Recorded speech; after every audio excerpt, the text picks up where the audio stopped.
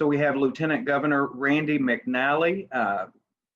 Senator, thank you for your time today. I want to start just by asking you to kind of reflect on the special session you all just wrapped up and maybe point out some of the actions that you think were most significant to help schools. It not only helps schools or the local education systems and schools and the children that go there, but also the teachers.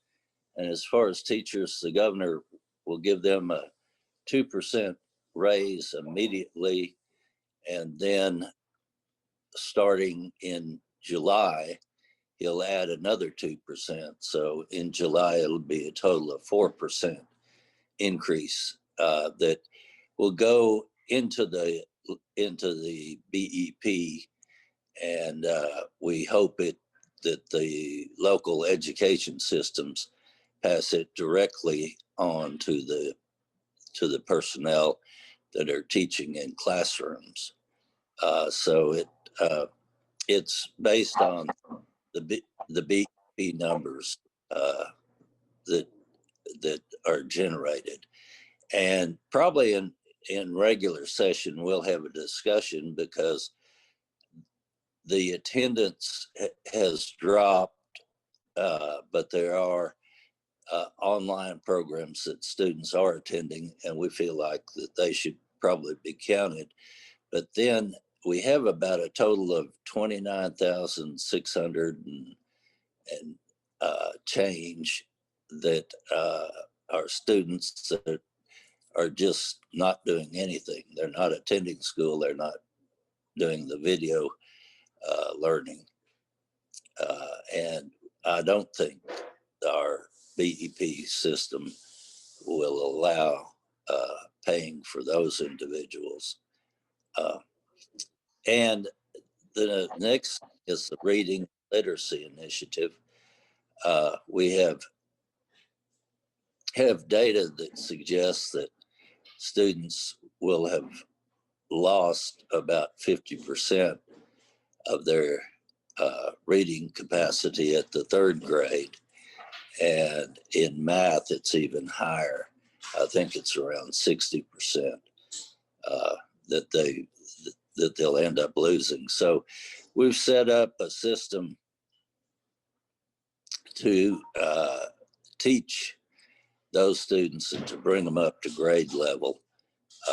We've found that if a student is not at grade level in reading, then they're behind the whole year, and chances are that they'll end up dropping out or just barely scraping through and requiring a lot of remedial to get to college. Also, we'll have additional pay for teachers that are able to go and do events like summer school and other events that are off of out of the regular school days, to help students and bring them up to grade level. So it was a good session. The other thing we're for teachers, we're going to hold them harmless as far as the testing. There will be the regular testing for individuals at the third grade and other grades, and we won't. If the teacher actually shows improvement, they'll be able to use that. But if the student shows a decline, then it won't affect the teacher as far as their pay. Will the state change any benefits to anyone currently on TennCare, currently on the state's Medicaid system, in terms of pharmacy coverage or anything like that? I do not believe they will. It does provide additional flexibility, and the state will will be able, I think, to administer the program a little bit better because of that flexibility. And one example is that we've had individuals that have been arrested and jailed for obtaining drugs illegally using the Medicaid system. And then as soon as they get out of jail, they automatically get their TennCare back.